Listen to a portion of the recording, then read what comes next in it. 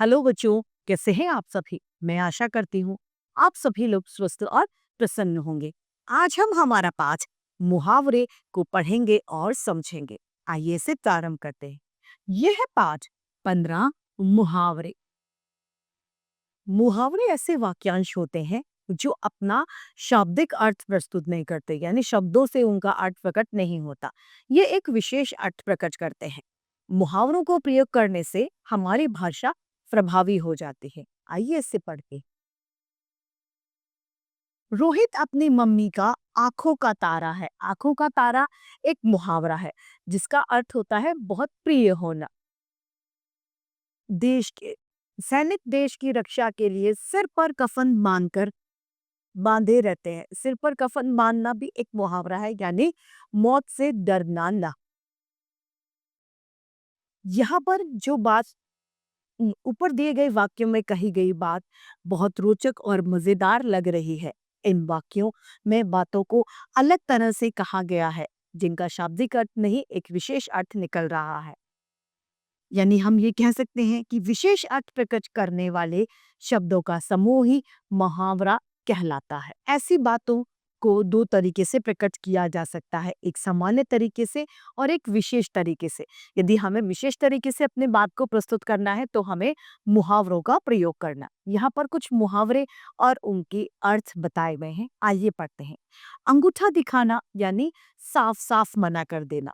मैंने रोहन से साइकिल मांगी लेकिन उसने अंगूठा दिखा दिया। अंधेरे घर का उजाला यानी एकमात्र सहारा। सोहन अपने माता पिता के अंधेरे घर का उजाला है। अपना उल्लू सीधा करना यानी अपना स्वार्थ सीधा करना। कुछ लोग आजकल अपना उल्लू सीधा करने के लिए नेताजी के आगे पीछे लगे हुए हैं। अंग अंग मुस्काना यानी बहुत खुश होना, बहुत प्रसन्न होना। परीक्षा में प्रथम आने पर व्याग्रता की अंग अंग मुस्कुरा गया। आंखों में खटकना यानी अच्छा न लगना। ज्योति कविता के प्रथम आने पर ज्योति को वो आंखों में खटकने लगी। आंखें खुलना यानी होश में आना। जब सच्चाई सामने आई तो सभी की आंखें खुल गई। आकाश पाताल एक करना यानी बहुत परिश्रम करना। इस बार याग्रता ने अम, इस बार याग्रता ने परीक्षा के लिए आकाश पाताल एक कर दिया। ईंट से ईंट बजाना यानी बुरी तरह नष्ट करना। युद्ध में सैनिक अपने शत्रुओं की ईंट से ईंट बजा देने के तत्पर थे। कान भरना यानी चुगली करना। औरतें हमेशा एक दूसरे के कान भरती रहती हैं। गले का हार होना यानी बहुत प्रिय होना। उसके स्वामी उसके गले के हार है। कलेजे का टुकड़ा होना यानी बहुत प्रिय होना।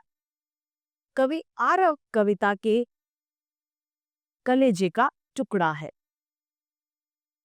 खाला जी का घर यानी आसान काम। आजकल व्यापार करना कोई खाला जी का घर नहीं है। गुदड़ी का लाल होना यानी देखने में सामान्य यानी और भीतर से गुणवान होना। राम के हिंदी विषय में दक्ष होने के कारण सब उसे गुलड़ी का लाल कहते हैं। यानी हमने देखा कि ये सभी मुहावरे अपना एक विशेष अर्थ छोड़ते हैं। मुहावरों के प्रयोग से भाषा रोचक बन जाती। इसी के साथ पाठ समाप्त होता है। आइए संक्षेप में इसे दोहराएं। मुहावरे सामान्य कथन न होकर एक विशेष कथन होते हैं। ये भाषा को रोचक और सुंदर बनाते हैं। इन्हें भाषा का अंश कहा जाता है। इसी के साथ ये पाठ समाप्त होता है। मैं आशा करती हूँ सभी को यह पाठ भली भांति रूप से समझ में आया होगा। आज के लिए इतना ही। फिर मिलते हैं। धन्यवाद।